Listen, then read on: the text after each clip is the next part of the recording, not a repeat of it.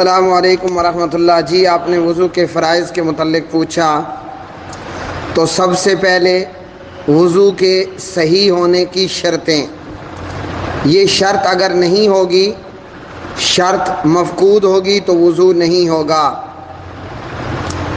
دل سے نیت کرنا، انما الاعمال بالنیہ، دل کے ساتھ وضو کرنے کی نیت کرنا کہ میں وضو کرتا ہوں۔ ہر معاملے میں، ہر عمل کے اندر نیت کرنا ضروری ہے، صحیح بخاری۔ اور یہی حدیث انما الاعمال بالنیات امام بخاری رحمہ اللہ کتاب الوضو میں بھی لائے۔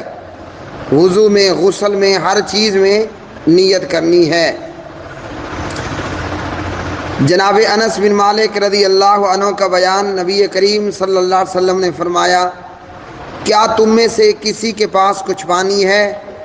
پھر آپ صلی اللہ علیہ وسلم نے اپنا ہاتھ پانی میں رکھ دیا اور فرمایا، اللہ کے نام سے وضو کرو، یعنی وضو کرتے ہوئے بسم اللہ پڑھو۔ توضؤ بسم اللہ، بسم اللہ پڑھ کر وضو شروع کرو، تو یہ وضو کی پہلی شرط ہوئی۔ اور یہ روایت ہے جناب سنن نسائی کتاب الطہارہ باب التسمیۃ عند الوضوء، اور صحیح ابن خزیمہ اور دیگر کتب کے اندر۔ اسی طرح وضو مسلسل بغیر وقفے کے ہو، یہ نہیں کہ ایک چیز دھو لی اور درمیان میں چھوڑ دیا، پھر تھوڑی دیر بعد کچھ اور دھو لیا، بلکہ وضو مسلسل بغیر وقفے کے ہوگا۔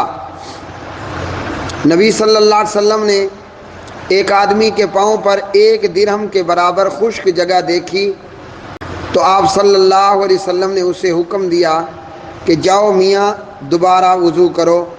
فامرہ النبی صلی اللہ علیہ وسلم ان یعید الوضوء، سنن نسائی کتاب الطہارہ اور مسند احمد۔ وضو کے فرائض،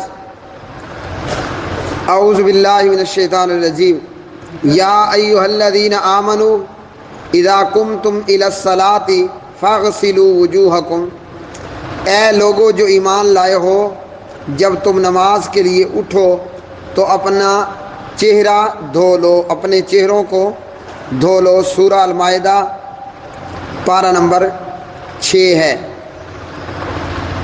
کلی کرنا اور ناک میں پانی ڈالنا چہرے ہی کو دھونے کا حصہ ہے، لہذا یہ دونوں بھی واجب ٹھہرے، کیونکہ اللہ رب العالمین نے اس آیت مبارکہ میں فاغسلوا وجوہکم، چہرہ دھونے کا حکم دیا۔ ناک میں پانی اور کلنی کرنا چہرے کے اندر ہی شامل ہے۔ نبی صلی اللہ علیہ وسلم کا دائمی عمل، آپ نے اپنے ہر وضو میں کلی کی، ناک میں پانی ڈالا۔ سیدنا ابو ہریرہ رضی اللہ تعالی عنہ اس کے راوی ہیں، آپ صلی اللہ علیہ وسلم نے فرمایا، اذا توضأ احدکم، جب تم میں سے کوئی وضو کرے تو لازمی ہے کہ ناک میں پانی ڈالے اور پھر ناک کو اچھی طرح جھاڑے۔ اسی طرح اسی سلسلے میں آپ نے فرمایا، مکمل وضو کرو، انگلیوں میں خلال کرو، ناک میں پانی چڑھاؤ اچھی طرح، الا یہ کہ تم روزے کے ساتھ ہو۔ ابو داؤد کتاب الطہارہ۔ اسی طرح نبی صلی اللہ علیہ وسلم نے فرمایا، جب وضو کر تو کلی بھی کر۔ ابو داؤد کتاب الطہارہ۔ چہرہ دھو لینے کے بعد اللہ رب العالمین نے فرمایا، فاغسلوا وجوہکم وایدیکم الی المرافق، چہرے کو بھی دھونا ہے، اور اللہ رب العالمین فرماتے ہیں اپنے ہاتھوں کو کونیوں تک دھو ڈالو۔ سورہ المائدہ۔ تو چہرے کے ساتھ بازو بھی دھونے ہیں اور ان کو کونیوں تک دھونا ہے۔ اسی طرح اللہ سبحانہ و تعالیٰ نے ارشاد فرمایا، وامسحوا برؤوسکم، اپنے سر کا مسح کر لو۔ سورہ المائدہ پارہ نمبر 6۔ مسح کرتے ہوئے پورے سر کا مسح کرنا واجب ہے، کیونکہ مسح کا حکم قرآن مجید کے اندر اللہ سبحانہ و تعالیٰ نے دیا، اور نبی صلی اللہ علیہ وسلم کی سنت نے وَامْسَحُوا بِرُؤُوسِكُمْ سر کے مسح کو واضح کیا کہ آپ صلی اللہ علیہ وسلم اپنے پورے سر کا مسح کیا کرتے تھے۔ کان بھی سر کا حصہ ہیں، جیسے ناک اور منہ چہرے کا حصہ تھا، ایسے ہی کان یہ بھی سر کا حصہ ہیں، اور ان کے مسح، کانوں کے مسح کی واجب ہونے کی دلیل ابو امامہ رضی اللہ عنہ راوی ہے، نبی صلی اللہ علیہ وسلم نے فرمایا الاذنان من الراس، دونوں کان سر سے ہیں، یعنی یہ سر کا حصہ ہیں۔